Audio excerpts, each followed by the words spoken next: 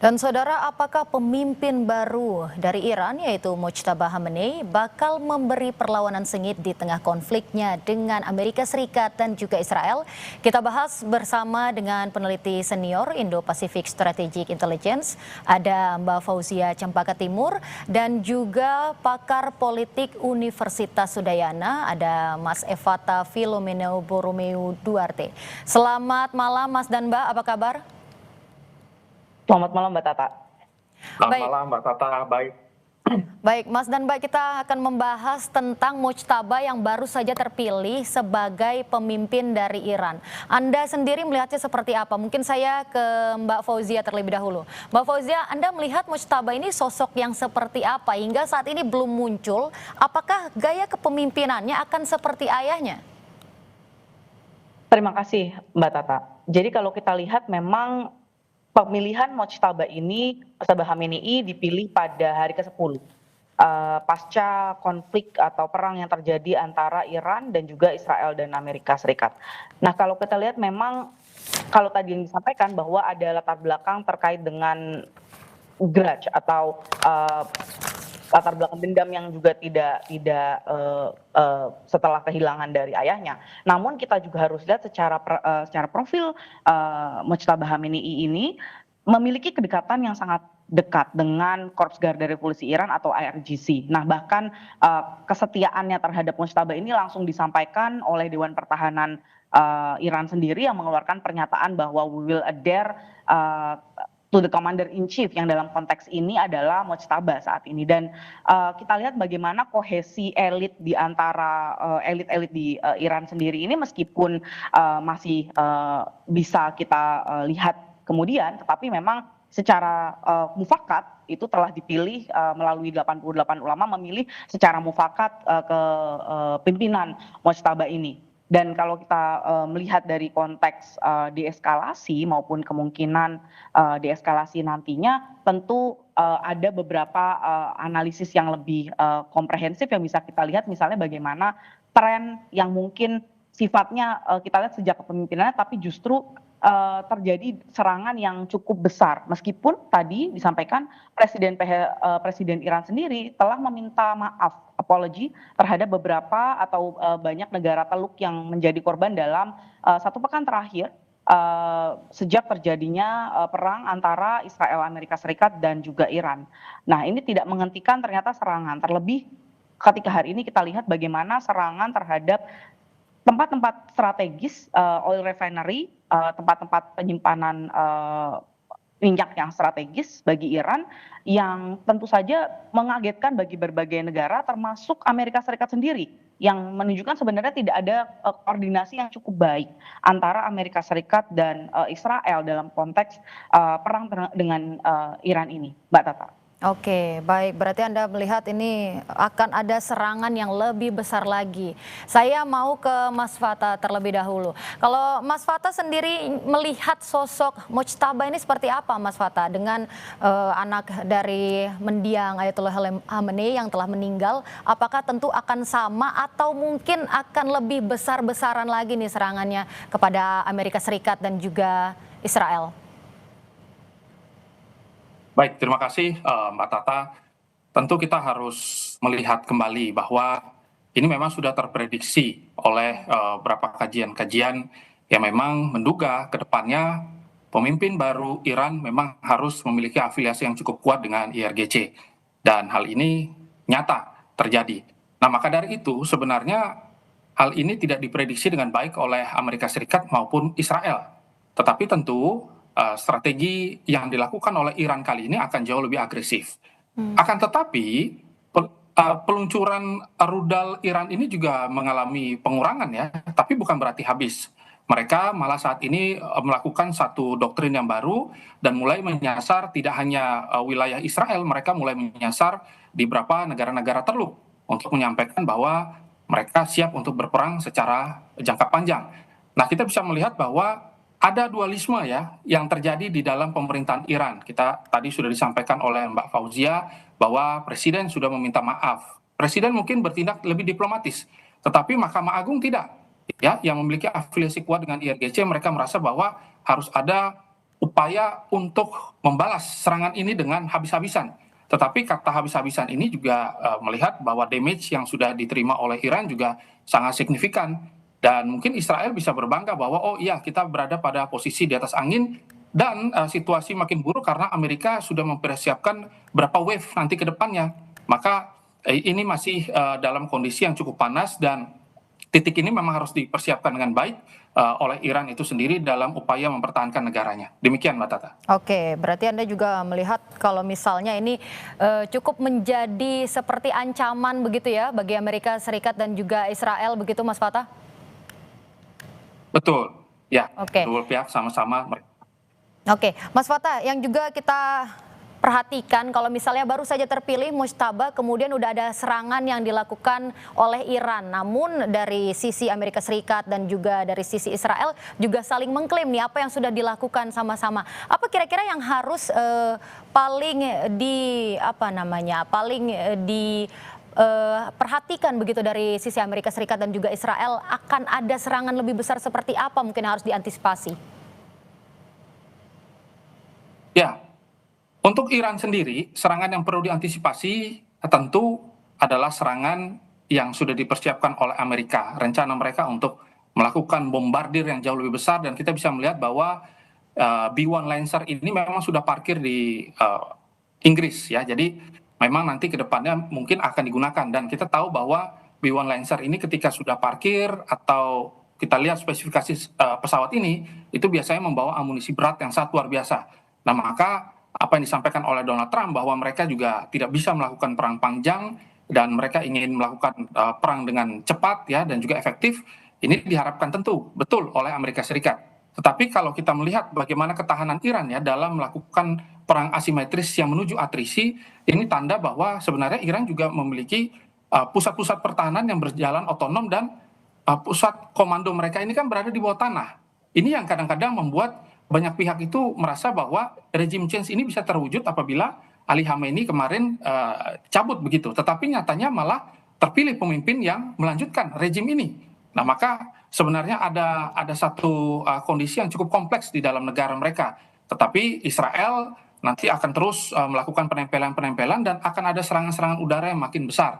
Dan kita bisa melihat bahwa itu mungkin nanti akan menyasar beberapa titik-titik dan perubahan doktrin sudah terjadi di antara kedua belah pihak dan ini akan menyebabkan perang ini bisa berlanjut ya mungkin sampai beberapa minggu ke depan karena belum ada rencana kesepakatan dan juga negosiasi. Demikian, Nata. Oke, dan tentu juga kalau misalnya kita melihat dengan anak dari mendiang Ayatullah Ali Khamenei ini melanjutkan rezim, apakah strategi serangannya akan serupa, Mas Fatah?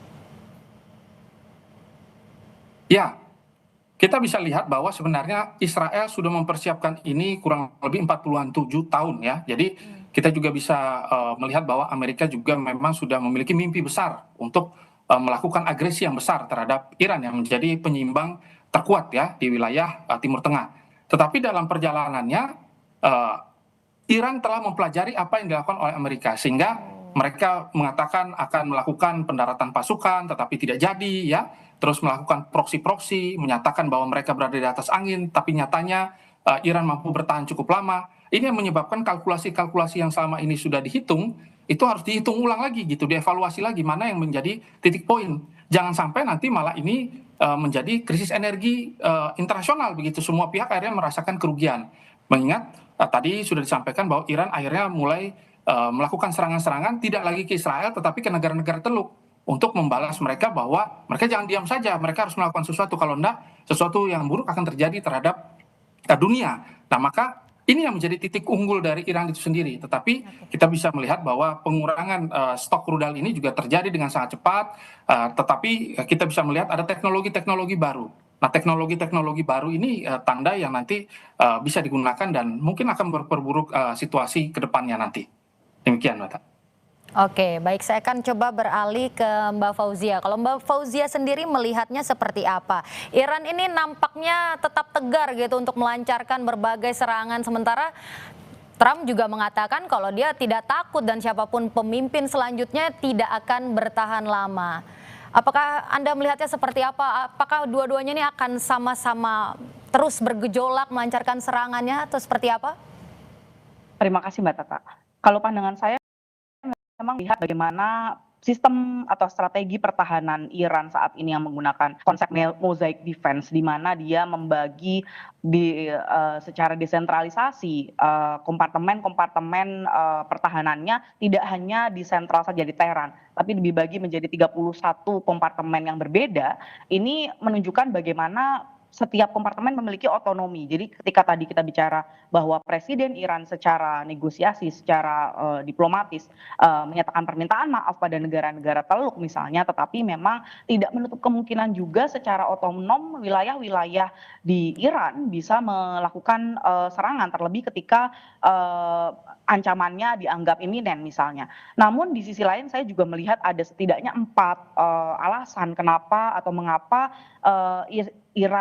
serangan Iran dan juga terhadap Israel dan Amerika Serikat ini, dan juga yang mungkin spill over ke setidaknya sekarang sudah mengakibatkan 12 negara terdampak selain Iran dan juga negara-negara Teluk, adalah bagaimana yang pertama adalah posisi resmi Iran ini sudah disampaikan melalui juru bicara Kementerian Luar Negeri, juga spokesperson-nya militer, yang menyatakan bahwa memang pintu untuk negosiasi ini sudah tertutup begitu, dan selama agresi militer yang dilakukan oleh Israel dan juga melalui Amerika Serikat ini masih berlangsung, maka Iran tidak akan mencari opsi gencatan senjata. Dan yang kedua juga tadi telah disampaikan juga bagaimana Trump, Amerika Serikat percaya atau melihat bahwa Mojtaba ini adalah pilihan yang unacceptable.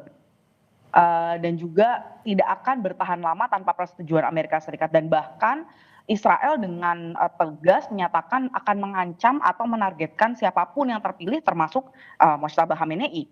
Dan saya lihat ini adalah sebagai interpretasi dari kegagalan model Venezuela yang ingin quick win sebenarnya Amerika Serikat. Nah, ketika tadi disampaikan terkait dengan perang yang nantinya akan menjalar kepada attrition war, tentu ini akan semakin menunjukkan perkuatan eskalasi. Jadi bukannya deeskalasi. Nah, yang menarik adalah melihat bagaimana Iran nantinya membebankan beban asimetris tidak hanya kepada dirinya sendiri, yakni ketika serangan terhadap Iran dari Amerika Serikat maupun Israel, dan sistem pertahanan kedua negara gitu ya, itu dibebankan tidak hanya kepada Iran saja, tetapi kepada regional di Teluk, regional di Timur Tengah, bahkan spillover yang lebih luas lagi kepada negara-negara lain yang memiliki ketergantungan terhadap Selat Hormuz. Demikian Mbak Tata pandangan saya. Oke, baik. Mbak Fauzia, juga kita tahu kalau misalnya perluasan eskalasi ini dengan sasaran beberapa fasilitas strategis, dan juga bagaimana eskalasi selanjutnya yang bakalan muncul, apakah akan lebih memperparah gitu. Kita tahu kalau Iran tadi meminta maaf tapi juga tidak membuka negosiasi, itu seperti apa ke depannya kemungkinan terburuk yang akan terjadi? Oke. Terima kasih Mbak Tata. Kalau dilihat dari kondisi saat ini, tentu yang paling mengkhawatirkan adalah skenario terburuk adalah terkait dengan energi atau oil reserve. Nah, dalam konteks ini tentu saja di Asia Tenggara sendiri yang paling bergantung terhadap oil reserve, supply chain yang melalui Selat Hormuz adalah Vietnam misalnya, dengan 70% lebih ketergantungannya adalah hanya pada Kuwait saja, begitu. Jadi Indonesia misalnya masih bergantung sekitar 20%, 25%, begitu ya, yang melalui Selat Hormuz, karena kita masih memiliki opsi diversifikasi. Namun jangan dilupakan juga bahwa kita juga bergantung pada gas misalnya, bagaimana jalur gas juga melalui Selat Hormuz yang mungkin sekitar 30%, begitu Mbak Tata. Nah, dalam konteks ini dampaknya tentu terhadap Indonesia misalnya, salah satunya mungkin kita bisa lihat bagaimana ketika Mojtaba terpilih begitu ya, dubes Rusia yang berada di Indonesia ini memilih untuk datang kepada dubes Iran. Nah, ini menunjukkan sebenarnya betapa pentingnya posisi Indonesia dalam konteks perang ini begitu, karena konteks hub Indonesia sebagai hub dianggap hub yang penting, karena dubes Rusia pun sampai saat ini kita tahu bahwa misalnya Rusia dan Cina belum menyatakan dukungan secara komitmen secara nyata untuk mendukung Iran dalam konteks perang dengan Israel dan Amerika ini. Namun dubes Rusia sendiri pasca penetapan Mojtaba Khamenei terpilih memutuskan untuk datang ke kedutaan besar Iran di Indonesia. Nah, ini menunjukkan Indonesia merupakan hub. Dalam konteks lainnya, tentu kita lihat bagaimana Indonesia perlu menjadi tantangan tersendiri bagi Indonesia, terlebih terkait dengan ketahanan ekonomi, ketahanan masyarakat, juga ketahanan dalam konteks ini pertahanan militernya, begitu Mbak Tata. Baik, Mbak Fauzia, kita akan jeda sejenak dan tentunya nanti kita akan membahas lagi bagaimana kepemimpinan dari Mojtaba Khamenei setelah terpilih menjadi pemimpin tertinggi dari Iran. Kami segera kembali, saudara. Dan saudara, kita akan melanjutkan perbincangan dengan Mbak Fauzia Cempaka Timur dari peneliti senior Indo-Pasifik dan juga Evata Filomeno Borromeo, dosen ilmu politik dari Universitas Udayana. Mas dan Mbak, tadi kita sebelumnya sudah membahas tentang bagaimana eskalasi yang kemungkinan akan terjadi. Sebelumnya tadi saya ke Mbak Fauzia, sekarang saya ingin mendengar bagaimana kalau pandangan dari Mas Fata sendiri. Eskalasi terburuk kemungkinan yang akan terjadi seperti apa, Mas Fata? Kita melihat kalau misalnya ada beberapa tempat-tempat strategis yang seharusnya tidak diserang, tapi juga ternyata malah kena serangan, bahkan anak-anak juga menjadi korbannya.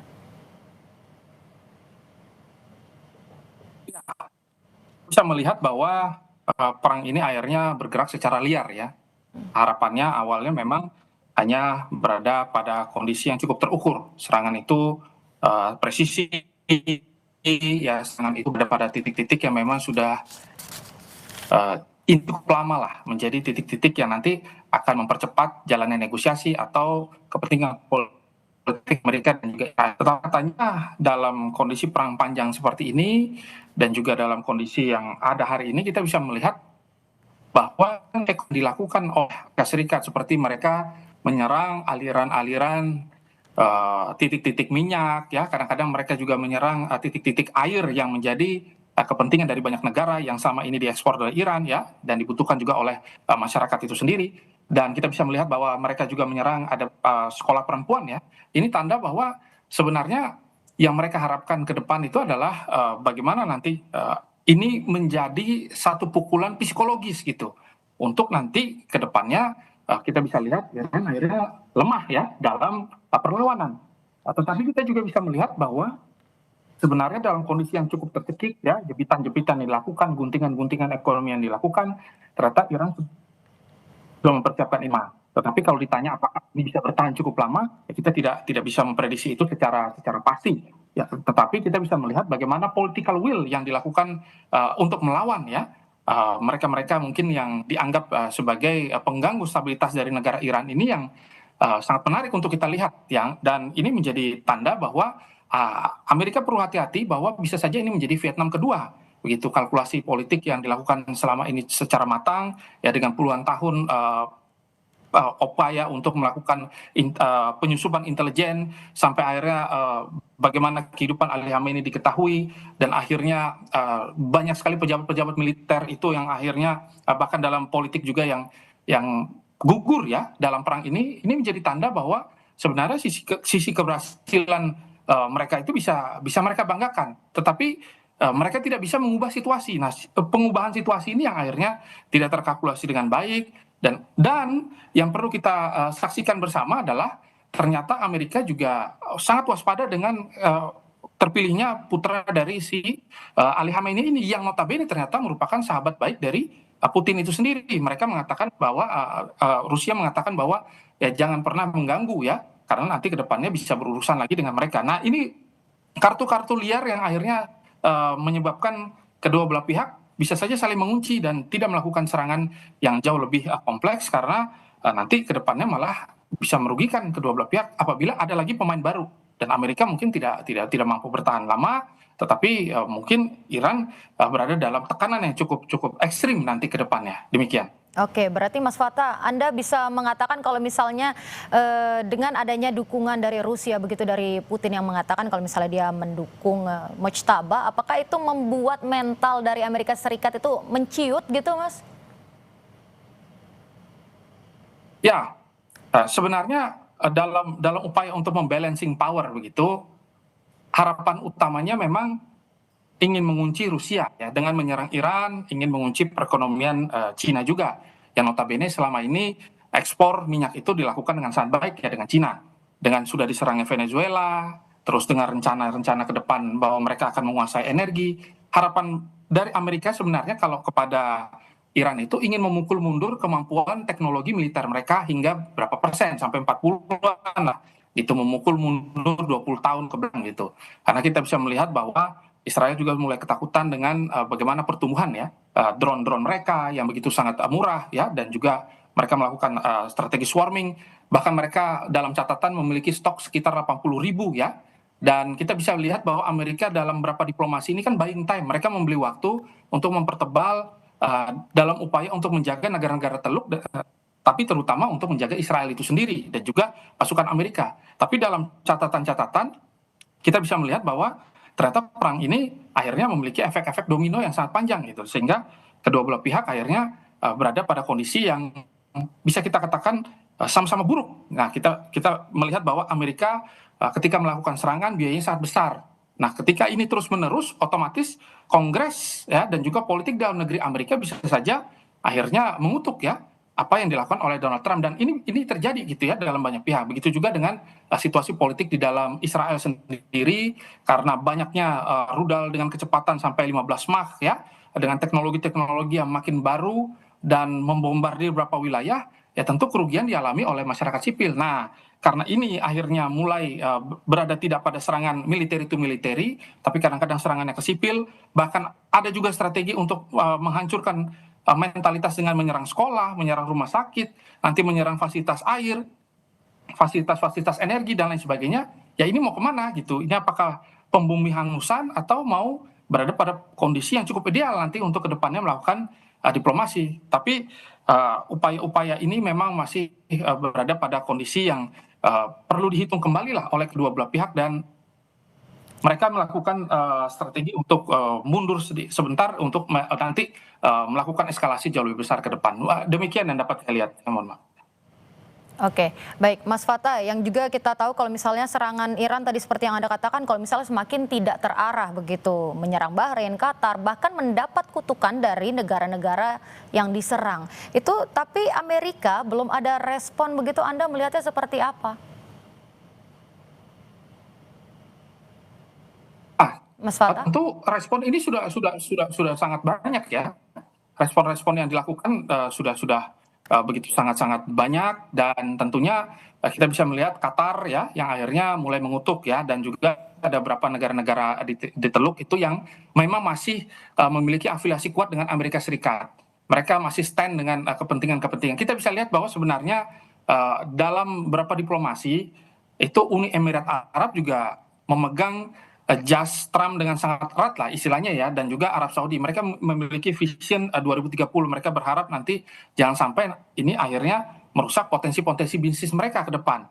Nah, maka sebenarnya ketika serangan ini dilakukan ada pesan yang ingin disampaikan bahwa ini kalau dalam bahasa saya ini seperti opsi Samson ya, ketika kita lihat bahwa Samson itu pada akhirnya meruntuhkan bangunan dan dirinya sendiri, inilah yang dilakukan gitu oleh Iran, bahwa kalian boleh mungkin menyerang kami begitu, tapi jangan lupa bahwa kalian juga akan mati bersama kami. Nah, inilah yang sebenarnya ingin ditunjukkan bahwa kami memiliki satu pertahanan yang cukup baik, dan jangan sampai Anda berafiliasi dengan kelompok-kelompok yang selama ini melakukan teror terhadap negara kami gitu. Nah, inilah yang menjadi salah satu strategi yang dilakukan oleh Iran hari ini, strategi bunuh diri yang akhirnya malah menyebabkan banyak pihak merasa bahwa ini adalah sesuatu yang penting untuk dikalkulasi kembali dan juga dipikirkan. Nah, maka kita bisa melihat bahwa Amerika ternyata tidak banyak memberikan sumbangsih pertahanan ya, karena rudal THAAD mereka juga sudah mulai habis ya,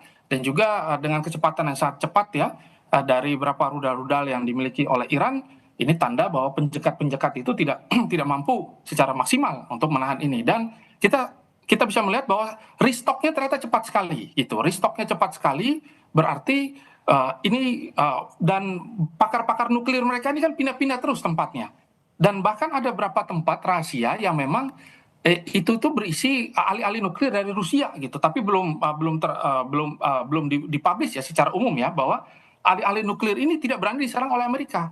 Tapi mereka mensuplai teknologi dan mereka memberikan bahwa bisa saja mereka membantu gitu di bawah tanah gitu ya, terkait dengan mempercepat persediaan dari drone-drone baru dan juga nuklir baru. Nah ini yang akhirnya secara pola membuat kedua belah pihak sama-sama mengalami kesulitan ya untuk melakukan pelumpuhan militer secara total, apalagi pendudukan, demikian.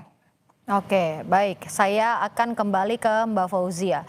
Mbak Fauzia, serangan udara itu masih terus berlangsung. Apakah ini indikasi kalau misalnya Amerika Serikat dan juga Israel ini sebenarnya masih kesulitan untuk meredam dari kekuatan Iran ini?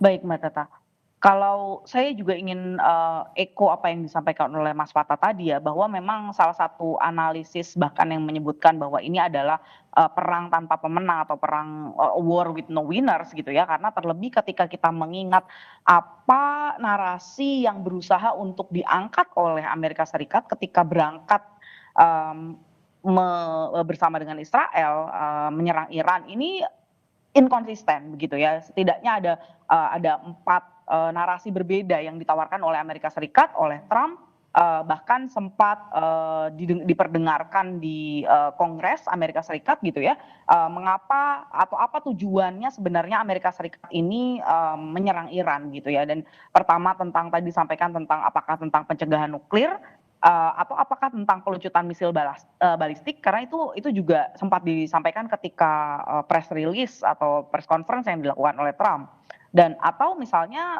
kita ingat beberapa, pekan sebelumnya atau beberapa, waktu sebelumnya bagaimana ada gerakan-gerakan, demokratisasi yang terjadi di Iran gitu ya, apakah ini tentang pembebasan rakyat Iran atau justru malah tentang, pergantian rezim yang secara total. Nah ini karena ada inkonsistensi, dari, narasi atau tujuan yang ingin dicapai oleh Amerika Serikat ini menunjukkan, tadi serangan udara ini memang sangat, menunjukkan tidak bertujuan gitu ya, tidak ada tujuan yang pasti, atau akhir akhir yang pasti, dalam, penyelesaian, konflik ini. Nah kalau kita melihat sedikit tentang bagaimana, mujtaba, terpilih begitu ya, sebelumnya ada tadi terkait dengan pembebasan rakyat Iran misalnya, bagaimana, Trump awalnya sebelum mujtaba ini, terpilih begitu ya, atau mujtaba ini,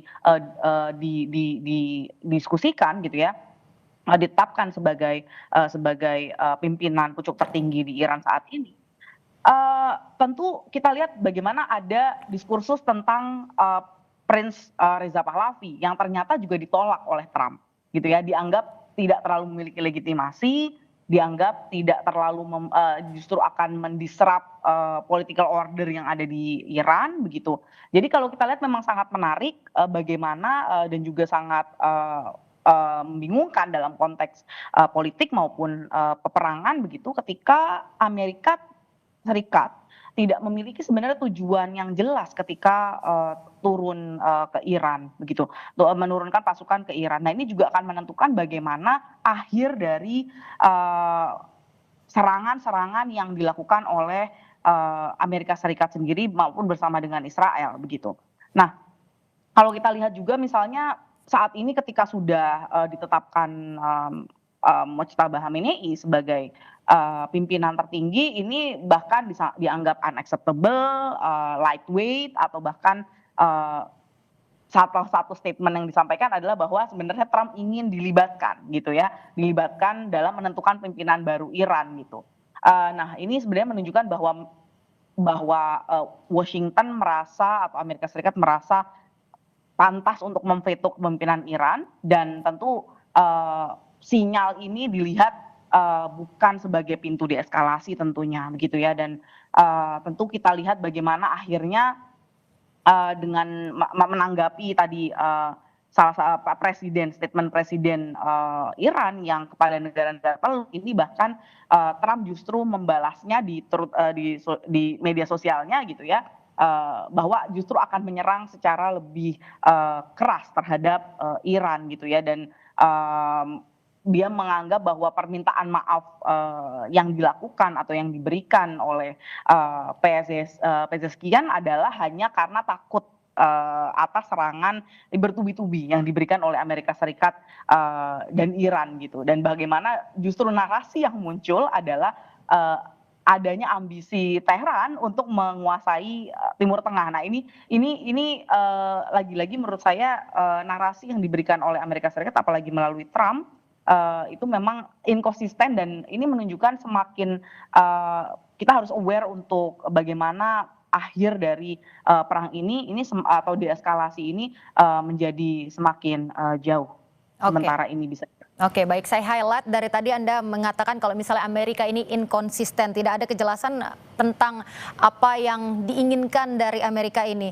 Lalu kalau Anda melihat bagaimana dengan Rusia menyatakan kalau misalnya mereka mendukung Iran, ini juga apakah bisa membuat semakin tidak jelas nih sebenarnya Amerika ini mau apa? Apakah itu juga bagian dari mungkin Amerika sudah mulai takut begitu walaupun Amerika juga bersama dengan Israel? Oke, mungkin kita harus lihat juga bahwa Iran, Cina, dan Rusia memang sudah memiliki agreement gitu ya di Januari 2026 yang memang tapi memang dalam konteks itu meskipun sudah memiliki agreement sendiri, ternyata kita lihat belum ada komitmen dalam artian komitmen khusus yang disampaikan gitu ya. Meskipun kita lihat simbolik dukungan Iran, dukungan Rusia terhadap Iran itu sudah mulai ada begitu. Tapi memang secara komitmen, secara nyata yang seharusnya mengikuti dari dari komitmen yang tadi saya bilang di Januari itu belum disampaikan. Namun kalau kita lihat sebenarnya secara menarik ya, Rusia ini dalam konteks perang antara Iran melawan Israel dan Amerika Serikat ini menjadi silent winner gitu ya. Karena apa? Karena harga minyak menjadi tinggi gitu ya saat ini. Tadi kita lihat di informasi yang disampaikan juga bahkan mencapai 119 meskipun rata hari ini masih di 102, 106 US dollar per barrel gitu ya. Tetapi hal ini menunjukkan bahwa Russia ini juga ada menjadi silent winner. Terlebih kalau kita pertimbangkan, kita lihat lagi bahwa dengan dikontrolnya Hormuz Strait oleh Iran, ini saat ini hanya 3 negara yang diberikan akses, yaitu Rusia, Cina, dan juga Pakistan. Begitu. Jadi demikian. Baik, tentang bagaimana cywar yang biasa dilakukan oleh Trump, apakah Mas dan Mbak juga melihat ini sebagai hal yang akan dilakukan oleh Mojtaba? Saya akan ke Mbak Fauzia terlebih dahulu. Mbak Fauzia, Anda melihatnya seperti apa, Mbak? Apakah memang dengan adanya cywar yang biasanya dilakukan oleh Trump, ini juga akan diikuti oleh Mojtaba sebagai pemimpin baru dari Iran ini? Baik. Pandangan saya Mbak Tata dalam konteks cywar ini sebenarnya sudah terjadi, Mbak. Jadi cywar ini bagian dari information war, dan information war ini bahkan ketika baru terjadinya perang gitu ya, itu sudah dilakukan oleh kedua belah pihak, dan tentu saja dalam konteks ini akan semakin besar pengaruhnya dalam konteks information war.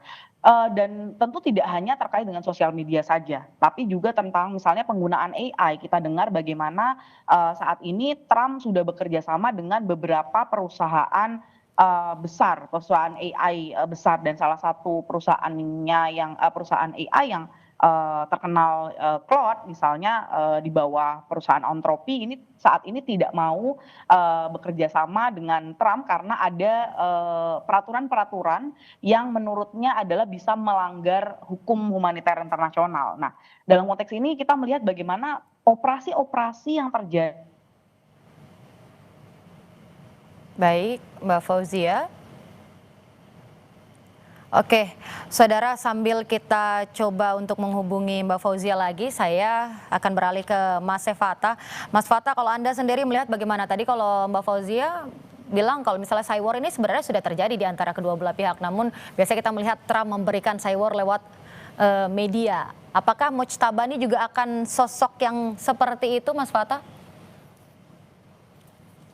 Ya, tentu sebenarnya kita bisa melihat dan juga membaca dengan baik bahwa Mojtaba ini seperti gatekeeper ya. Jadi dia ditunjuk memang untuk menjadi suksesi ya dalam perang ini gitu. Sehingga perang ini itu akan menciptakan moral pasukan yang semakin agile ya, dan gerakan-gerakan mereka akhirnya jauh lebih ekstrim begitu, bahwa mereka mampu memukul balik dengan sangat keras gitu. Karena Donald Trump sering mengatakan bahwa serangan yang mereka lakukan akan menjadi satu serangan yang menghancurkan, melumpuhkan, dan menyelesaikan seluruh permasalahan yang ada. Tetapi kita juga bisa melihat sebenarnya ada beberapa catatan-catatan ya, bahwa memang Mojtaba ini belum memiliki kemampuan ya untuk melakukan hal tersebut. Ini tentu tidak, karena tidak banyak akses-akses atau situasi politik yang dipimpin langsung oleh Mojtaba begitu. Tetapi kalau terkait dengan bagaimana nanti dia dibantu ya oleh banyak pihak untuk mencoba semaksimal mungkin bertahan dalam perang ini dan juga melakukan serangan balik, ya ini karena tidak lepas dari sistematika Iran yang memang bersifat secara asimetris dan otomatis ya, dan memiliki otonomi dari pasukan-pasukannya dan juga komandannya. Nah, maka mereka bisa melakukan perang panjang dengan sangat efektif nantinya. Tetapi kalau kita bisa melihat sebenarnya dalam operasi cyber yang dilakukan oleh Donald Trump itu adalah sinyal, kalau kita bisa lihat sebenarnya bahwa Donald Trump itu memberikan kisi-kisi terus begitu, kisi-kisi bahwa serangan ini nanti akan lebih besar, tetapi memang benar-benar dilakukan. Maka hal ini yang tentunya harus sama-sama kita perhatikan dan menjadi tanda ya untuk membaca situasi politik dan rencana Amerika nanti ke depannya. Dan kalau kita lihat ya sebenarnya apa yang dilakukan oleh intelijen Israel dalam upayanya melumpuhkan ya bagaimana situasi perang ini akhirnya sangat-sangat berada pada keuntungan Israel, itu tidak lepas karena penetrasi yang mereka lakukan memang sudah cukup sangat lama begitu. Bahkan ada beberapa catatan-catatan, berapa CCTV di wilayah Teheran itu diretas ya, dan mereka mengetahui di mana letak lokasi dari beberapa petinggi-petinggi negara. Bahkan mereka juga mampu melakukan pelacakan secara 24 jam, secara real time ya. Dan kedikdayaan dari sisi intelijen ini yang akhirnya membuat mereka atau Amerika Serikat berani sesumbar juga, karena ada sharing information dari kedua belah pihak lah, dari Epic Fury ya, serangan Epic Fury yang dilakukan oleh Amerika Serikat, dan juga Lion Roar ya yang dilakukan oleh Israel itu sendiri. Dan harapan besar dari kedua belah pihak nanti ke depannya Mojtaba itu tidak mampu membuktikan dirinya. Tetapi kalau kita lihat sebenarnya apa yang dilakukan hari ini dengan penemuan-penemuan teknologi yang baru dan juga serangan-serangan balik yang sudah dilakukan dengan sangat bisa kita katakan sangat tahan ya, Iran hari ini, itu tanda bahwa sebenarnya fungsi-fungsi militer mereka itu masih berjalan dengan sangat baik di bawah Mojtaba begitu. Ketika dia terpilih langsung ada serangan. Itu adalah satu serangan bahwa kami tidak diam saja, meskipun itu mungkin adalah beberapa rudal-rudal yang menjadi sisa-sisa dari bagaimana persiapan mereka nanti melawan invasi darat bahkan gitu. Nah, kalau sampai yang dikatakan oleh Donald Trump mereka akan melakukan invasi darat, terus yang dilakukan oleh Israel memanfaatkan proksi mereka ya seperti jaringan Kurdi ya, ini tanda bahwa mereka cukup frustasi lah sebenarnya dalam perang hari ini gitu. Kalau kita bisa lihat dan kita bisa kalkulasi bahwa sebenarnya mereka benar-benar ingin mempercepat ya, dan juga mereka berharap agar nanti ke depannya Reza Pahlavi itu segera terpilih lah gitu. Dan apa yang menjadi kebutuhan dari Amerika Serikat dengan proposal bisnisnya itu bisa berlaku dengan sangat clean gitu. Dan kalau kita membaca Donald Trump, kita harus lihat juga bahwa Donald Trump ini seorang pebisnis yang selalu mengkalkulasi segala sesuatu.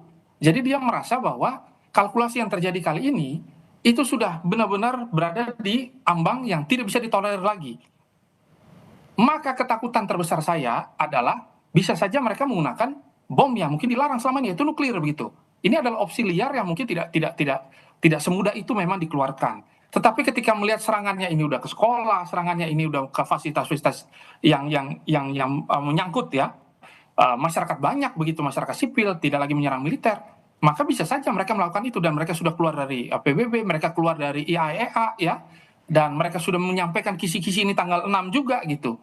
Maka dan Lancer juga sudah mulai parkir di sana, bisa saja itu opsi itu keluar gitu. Dan ya Iran bertahan seperti apa? Bunker buster yang ditembakkan terus-menerus sudah kurang lebih ratusan rudal ini tentu menyebabkan Iran mengalami kelumpuhan sampai 70-an% ya, sampai 80-an%. Nah, ini yang tentunya sama-sama perlu diwaspadai ya. Jadi perang psikologis yang dilakukan sebenarnya itu adalah menjadi tanda dan mereka harus sampaikan itu. Kalau enggak mereka nanti melanggar aturan hukum internasional ya terkait dengan humaniter.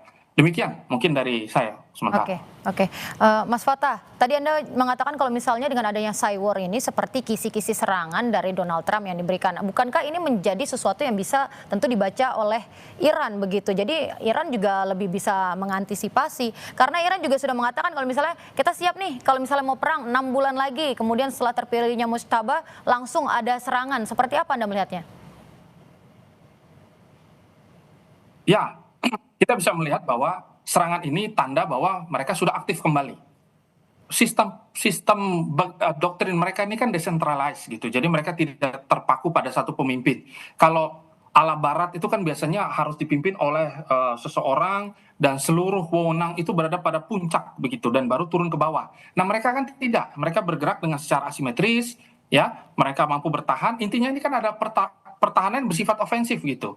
Jadi mereka tidak lagi menggunakan rudal-rudal atau mereka menggunakan pertahanan anti udara gitu yang begitu banyak karena setiap serangan dari Israel mereka itu selalu kirim dengan pesawat growlernya gitu untuk mematikan radar gitu di beberapa titik baru nanti dihajar dengan beberapa bom-bom yang memang sudah dibawa oleh beberapa pesawat di belakangnya. Nah, ini tanda bahwa sebenarnya kalau secara supremasi udara Iran kehilangan gitu. Tetapi kalau untuk teknologi rudal ini mereka di atas awan. Nah, maka kalau kita lihat kisi-kisi ini memang apakah menjadi tanda kita untuk membaca ya tentu ini adalah tanda dan memang harus diumumkan. Kalau tidak diumumkan nanti ini tentu akan menjadi kejahatan perang yang sangat-sangat luar biasa dan Donald Trump tahu cara untuk memainkan psikologi massa dan mereka awalnya ini ingin menciptakan situasi Armageddon gitu. Bahwa ini adalah sesuatu yang memang harus ditumpas total, harus dibersihkan ya. Dan mereka memberikan banyak sekali alasan bahwa Iran ini harus dilawan begitu. Tetapi perlawanan ini ternyata malah mendapatkan simpati banyak orang gitu. Tidak banyaklah terbukti bahwa apa yang dituduhkan oleh Amerika gitu yang sama ini ada. Dan memang pengayaan nuklirnya mereka sudah sampai 60% dan mereka memiliki banyak senjata-senjata yang baru, tetapi hal ini ternyata didorong dengan sangat kencang oleh Israel gitu. Israel merasa bahwa kan dulu sebenarnya serangan ini maunya dimulai tanggal 2. Tetapi ternyata nah terus undur lagi saat diplomasi dirasa lemah baru ya dilakukan serangan. Tetapi serangan ini sudah diumumkan oleh Donald Trump beberapa kali. Maka sebenarnya untuk melihat bagaimana pola-pola Amerika dan bagaimana Mojtaba ini menyampaikan bahwa kami akan melakukan perlawanan yang sangat presisi dan mereka ingin menyadarkan gitu bahwa kami bertahan dan kami mampu dan perang kami sampai 6 bulan. Ini tanda bahwa secara ideologis mereka tidak mudah untuk ditaklukkan meskipun situasi politik mereka lagi terbelah. Demikian, Mbak. Oke, baik Mas Fatah. Saya mau ke Mbak Fauzia. Tadi Mas Fatah bilang kalau misalnya Iran ini menunjukkan kalau misalnya mereka ini sebenarnya tidak mudah untuk ditaklukkan. Kalau Mbak Fauzia apakah sepakat tentang hal itu? Karena kita melihat dengan terus Iran memberikan perlawanan, kemudian apakah itu bisa kita katakan juga di luar dari prediksi Amerika Serikat dan juga Israel? Baik, Mbak Tata, memang tadi seperti yang saya sampaikan bahwa rencana awal Amerika Serikat ketika memasuki perang ini adalah quick win seperti yang dilakukan di Venezuela, sangat cepat, sangat efisien dan sesuai dengan rencana begitu. Tetapi memang kita harus lihat bahwa Iran ini memiliki yang kita sebut dengan tradisi strategic patience, di mana dia bahkan memiliki terminologinya sendiri dalam bahasa Persia dan secara historis selalu mempraktikkan strategic patience ini di mana dia selalu menunda respon yang sifatnya decisive, yang sifatnya sangat memutuskan sambil mempertahankan postur konfrontasinya gitu ya. Dan makanya tadi Mbak Tata juga menyebutkan bagaimana Mojtaba sampai saat ini meskipun sudah ditetapkan belum memberikan statement atau belum muncul ke publik secara langsung dan lain sebagainya dan hanya mengeluarkan statement melalui spokesperson, melalui Kementerian Luar Negeri dan lain sebagainya. Nah, saya merasa bahwa di tradisi strategic patient yang tadi hadir secara historis oleh Iran ini di bawah Mojtaba Khamenei ini kemungkinan akan berlanjut. Dalam artian negosiasinya akan berlarut, juga ada penundaan strategis yang sifatnya terlebih ketika tadi cost-nya ini sudah terlalu besar begitu ya, dan juga dalam rangka mempertahankan leverage yang sudah dimiliki oleh Iran dalam konteks penyerangan itu sendiri. Dan mungkin kita harus sedikit flashback melihat bagaimana presiden yang juga dimiliki oleh Ali Khamenei di tahun 1989, di mana saat Ali Khamenei terpilih pun menggantikan Khomeini tahun 1989 itu juga tidak langsung memiliki legitimasi yang kuat begitu. Jadi saat ini pun sebenarnya proses konsolidasi kekuasaan, konsolidasi legitimasi terhadap kepemimpinan Mojtaba Khamenei itu masih dalam proses gitu. Sehingga yang kita lihat dari sini bagaimana ini juga berpengaruh terhadap tadi waktu yang diberlakukan, meskipun tadi disampaikan Iran siap dalam setidaknya sampai 6 bulan ke depan gitu ya, paling cepat 3 bulan, paling lama 6 bulan. Tapi ya saya justru ingin melihat, menggarisbawahi bagaimana statement yang disampaikan oleh Menlu Amerika Serikat Rubio gitu ya, yang mengatakan bahwa it just only in several more weeks gitu ya. Jadi sangat percaya diri bahwa strategi operasi ini dapat dicapai, meskipun saya juga melihat bagaimana ketika Amerika Serikat hingga saat ini jika tidak bisa melakukan boots on the ground atau melakukan ground operation, maka sebenarnya akan sangat sulit untuk menguasai Iran, karena Iran memiliki keunggulan asimetris, diantaranya misalnya secara geografis, lalu secara politik juga dia didukung oleh proksi-proksi yang sangat resilience, misalnya kita lihat di Houthi, lalu di Irak misalnya, dan di beberapa wilayah yang memang atau Lebanon misalnya yang memiliki proksi-proksi politik yang sangat resilience begitu ya terhadap Iran. Dan juga jangan lupa tadi kita diskusikan sebelumnya bahwa Iran ini memiliki keunggulan cost gitu ya, cost yang dalam artian ini dia membebankan cost atau beban kekalahan ini bukan hanya kepada dirinya, tetapi juga kepada secara global ataupun secara regional. Demikian Mbak Tata. Oke, Mbak Fauzia, juga kalau misalnya kita bisa bilang apakah agenda politik dari Amerika Serikat ini terhadap Iran itu bisa dikatakan tidak berhasil atau mungkin belum berhasil dengan terpilihnya Mojtaba Khamenei? Kalau mungkin kita melihat dengan Amerika Serikat berhasil menumbangkan atau membuat pemimpin tertinggi Iran sebelumnya yaitu Ayatollah Ali Khamenei hingga meninggal begitu, tapi ternyata digantikan oleh putranya, tentu sepertinya rezimnya akan berlanjut begitu. Apakah bisa dikatakan agenda politiknya dari Amerika Serikat ini terhadap Iran ini gagal?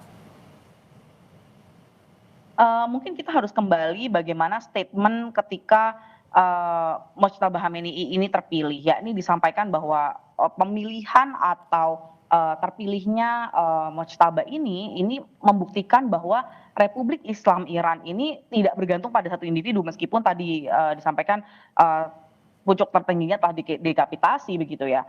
Nah, ini justru menunjukkan bahwa yang dimiliki oleh Republik Islam Iran ada sebuah sistem yang memiliki landasan sangat kohesif begitu ya, dan tidak mudah diselesaikan, dimenangkan begitu. Terlebih tadi kita lihat mereka memiliki strategic patience. Nah, kalau kita lihat terhadap Amerika Serikat sendiri, tentu ada beberapa implikasi strategis yang kita harus lihat. Pertama adalah ketika narasi Trump yang menyatakan bahwa ia harus terlibat, bahwa dia harus memilih sendiri pemimpin Iran, ini memperkuat persepsi di Teheran bahwa tadi terjadi inkonsistensi akan narasinya Amerika Serikat, dan ini bukan hanya mengubah perilaku saja ataupun bahkan membebaskan masyarakat Iran dan lain sebagainya, tapi justru ingin menyentuh wilayah pergantian rezim yang sifatnya de facto.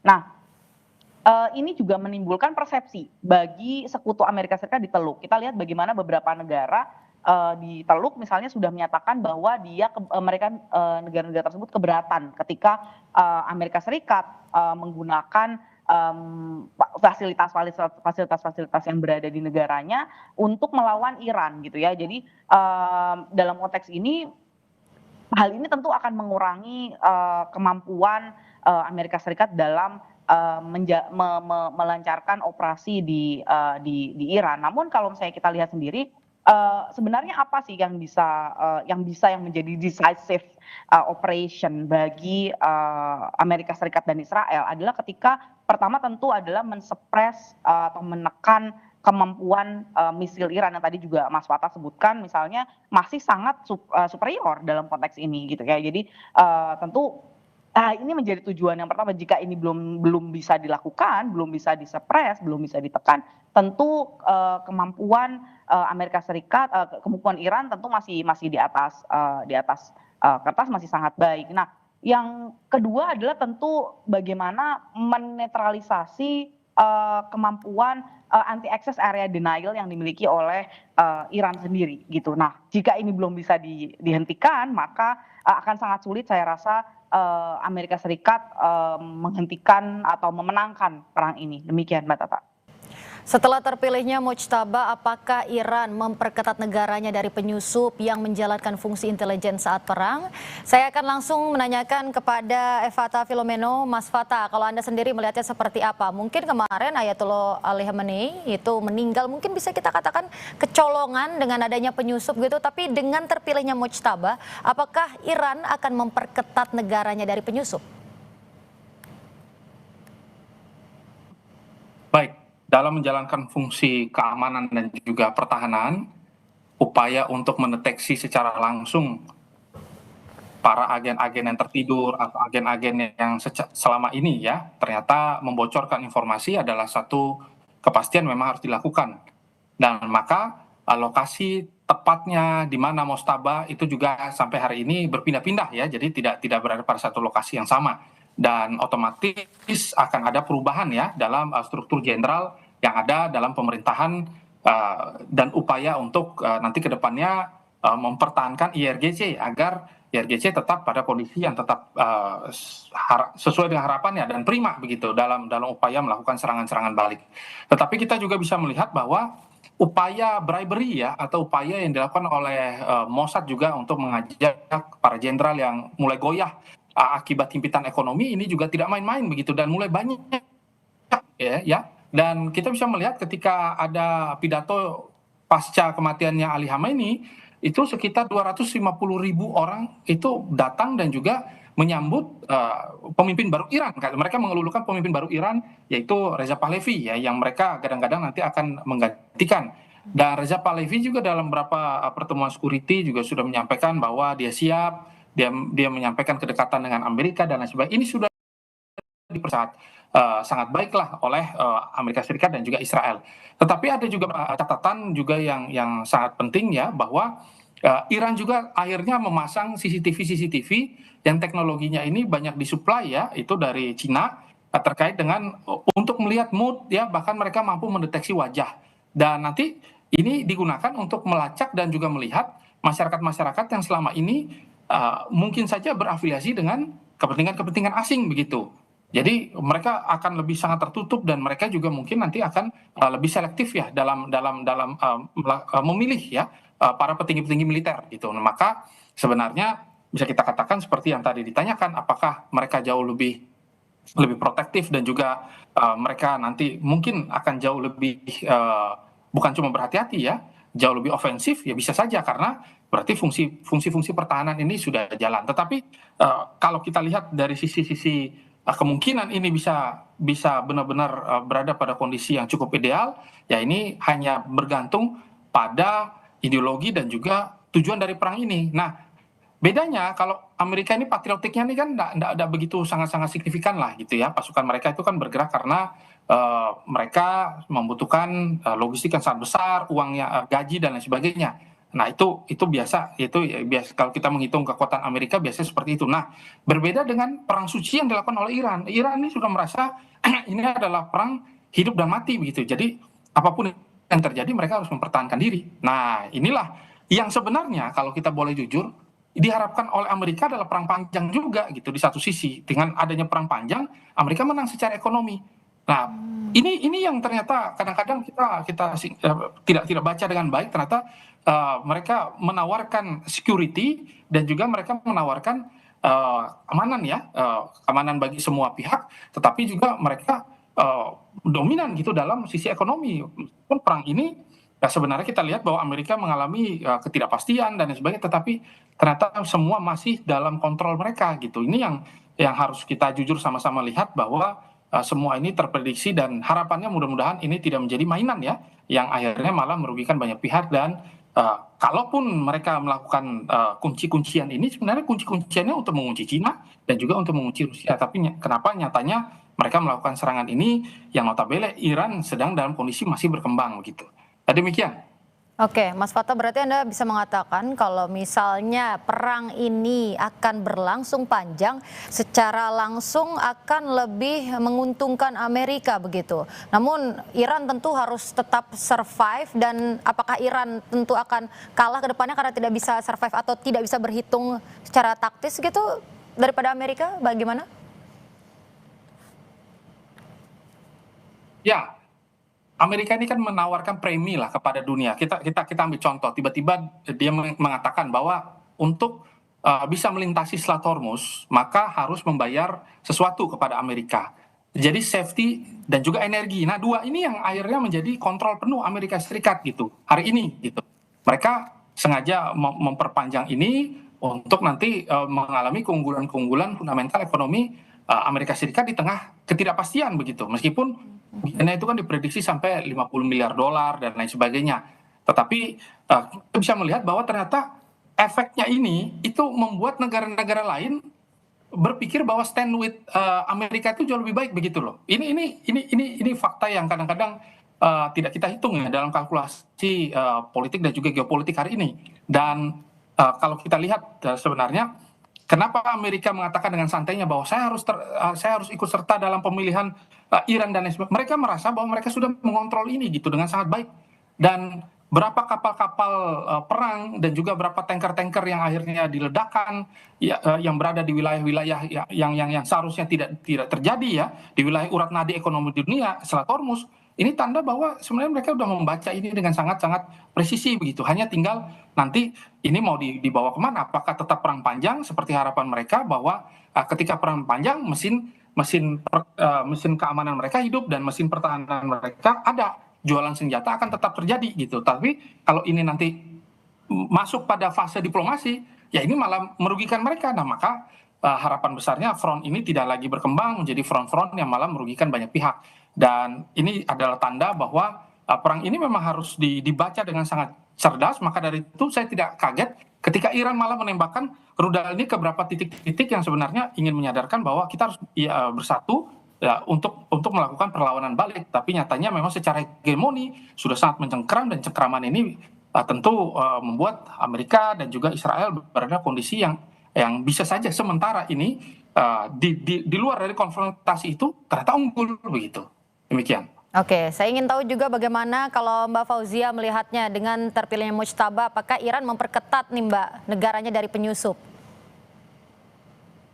Baik, kalau saya ingin menggunakan kerangka yang kita sebut biasanya idiosinkratik ya. Jadi kalau misalnya tadi kita dengarkan bagaimana profil Mojtaba ini, dia naik ke posisi pimpinan tertinggi ini dengan basis utamanya ini adalah justru adalah aktor-aktor keamanan atau aparat keamanan dari IRGC gitu ya, dan bukan di jejaring ulama sendiri di Iran atau jaringan agama yang di Iran. Nah, dan hal ini tentu kita harus lihat dari juga laporan-laporan terkait dengan profil-profil Mojtaba sebelumnya yang menunjukkan bahwa dia Mojtaba Khamenei ini selama bertahun-tahun itu telah menjadi gatekeeper bagi ayahnya dalam konteks kepemimpinan. Dalam konteks gatekeeper ini adalah mengendalikan aliran informasi dan juga berperan bahkan dalam perombakan atau pengaturan sistem intelijennya IRGC gitu. Nah, tentu kalau misalnya kita lihat dari aspek idiosinkratik ini menggambarkan pola yang security dominated begitu dibandingkan religious dominated. Nah, tentu kalau misalnya kita tarik dari profil yang sifatnya idiosinkratik tadi, maka pengambilan keputusan terlebih terkait intelijen tadi tentu akan di sangat disentralkan dalam konteks ini adalah mungkin, disempitkan begitu ya, bukan disentralkan, disempitkan dan lingkarannya ini tentu akan lebih kecil dan bukan lagi dibuka ke spektrum elit politik yang, lebih luas kalau dilihat secara idiosinkratik. Nah, terlebih kalau misalnya kita lihat bagaimana secara historis pengalaman Iran dalam beberapa tahun terakhir, ada kebocoran, beberapa informasi, pembunuhan, Soleimani, lalu, Fakhrizadeh dan juga beberapa, bentuk serangkaian, sabotase baik terkait, tadi, CCTV, terkait juga misalnya salah satu, bagaimana informasi, atau misalnya aplikasi,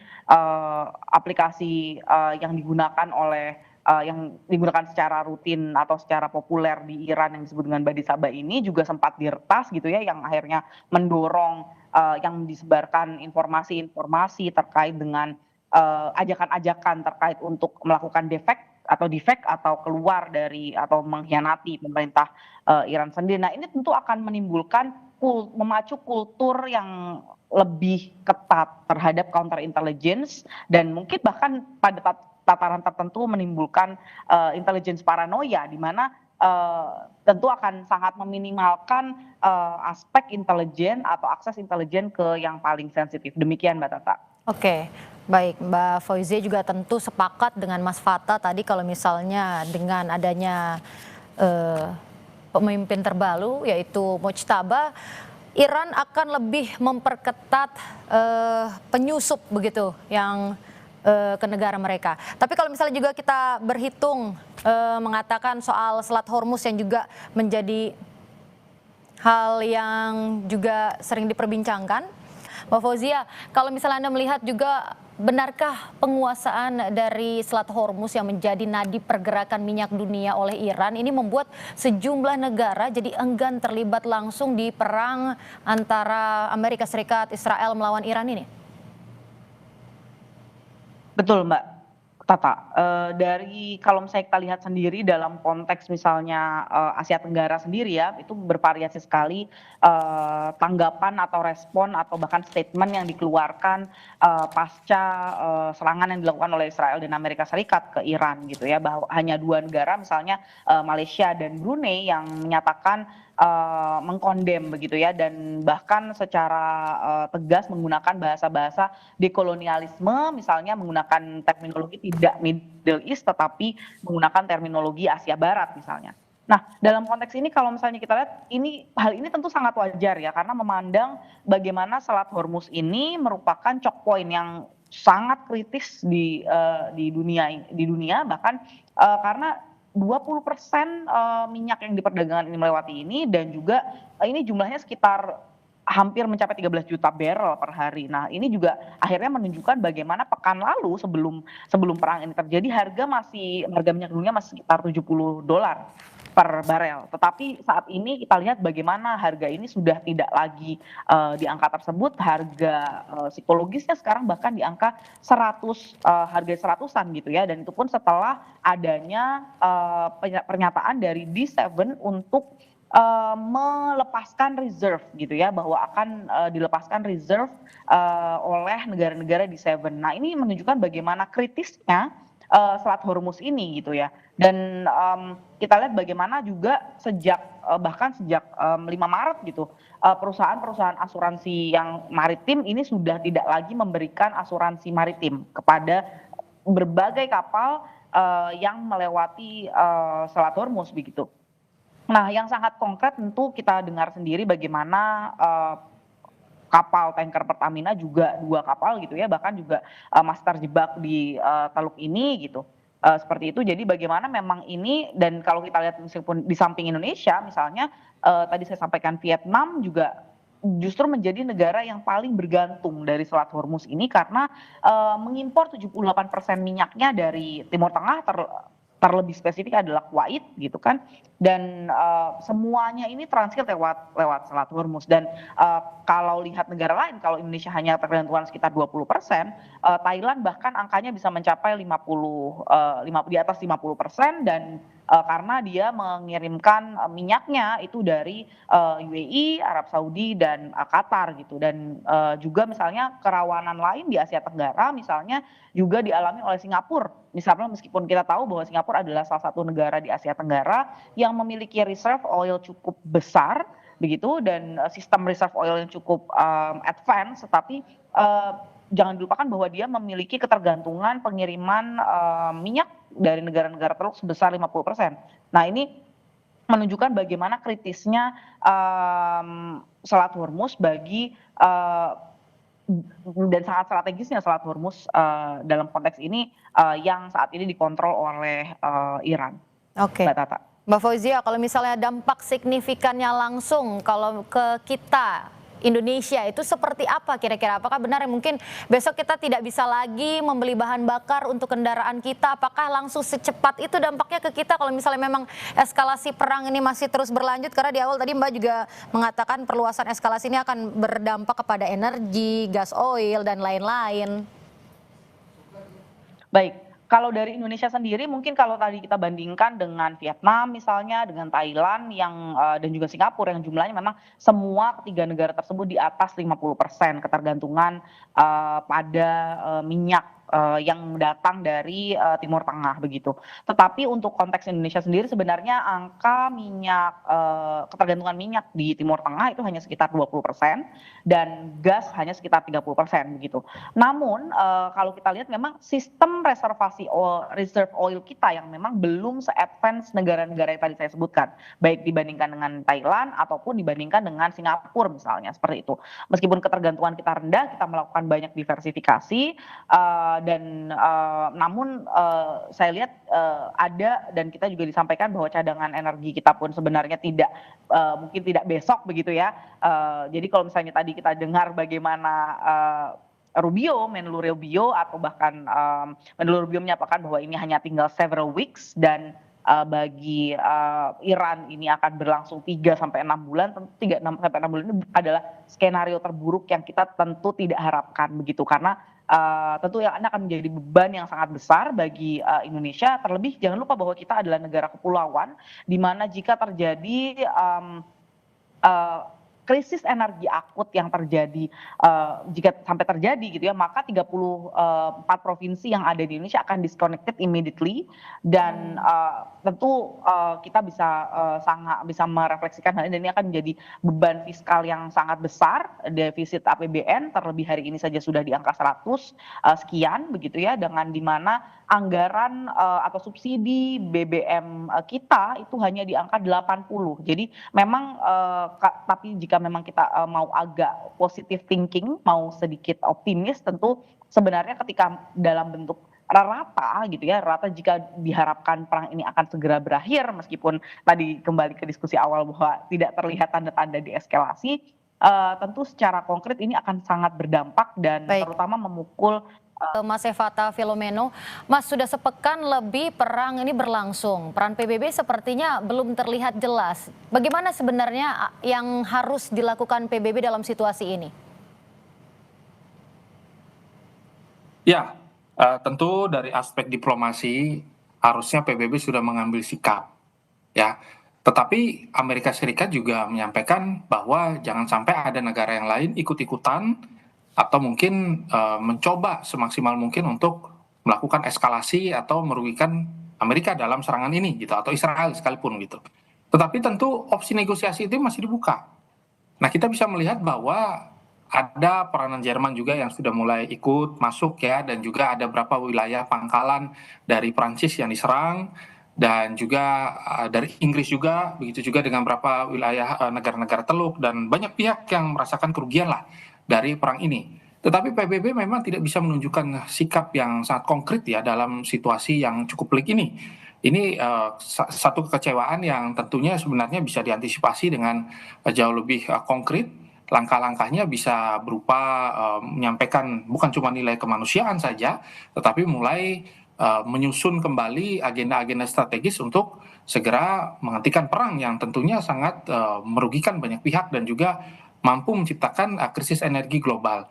Nah, tetapi kita bisa melihat bahwa Amerika Serikat sendiri sudah keluar ya. Dia bahkan dalam dalam catatan itu ada kurang lebih 60-an organisasi ya, dan 30-annya itu memang berafiliasi secara khusus memang dengan uh, PBB itu sendiri. Dan ini sebenarnya tanda, dan kita juga bisa lihat bahwa sebenarnya ketika Amerika Serikat mengubah nama Kementerian Pertahanan mereka menjadi Kementerian Perang, ini sudah menjadi satu alarm ya, genderang bahwa mereka di tahun 2026 ini akan bergerak secara agresif nanti untuk melakukan rekalibrasi ulang ya kekuatan mereka di wilayah-wilayah yang ada hari ini di dunia gitu. Bahkan di Timur Tengah mereka bermain, di wilayah halaman belakang mereka juga ada ya, bahkan di beberapa titik-titik. Nah, maka sebenarnya kita bisa melihat upaya yang bisa dilakukan hari ini ya,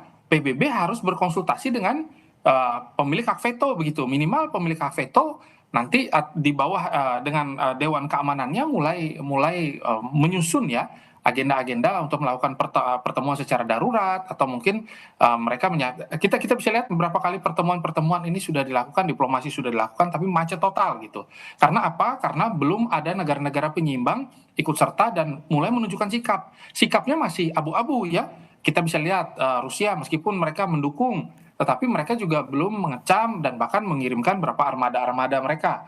Kita bisa lihat Cina meskipun memberikan suku cadang, mereka juga memberikan akses teknologi yang digunakan untuk satelit dan lain sebagainya, tetapi nyatanya sampai hari ini juga belum ada sikap yang cukup tegas ke sana. Nah, maka sebenarnya kita lihat bahwa Iran berada pada posisi yang sangat terjepit. Maka dari itu mereka mengharapkan banyak pihak membantu ya, minimal memiliki nilai-nilai kemanusiaan untuk menyampaikan bahwa ayo kita sama-sama menghentikan ini, dan agar situasi ini menjadi win-win solution, bukan win-lose solution.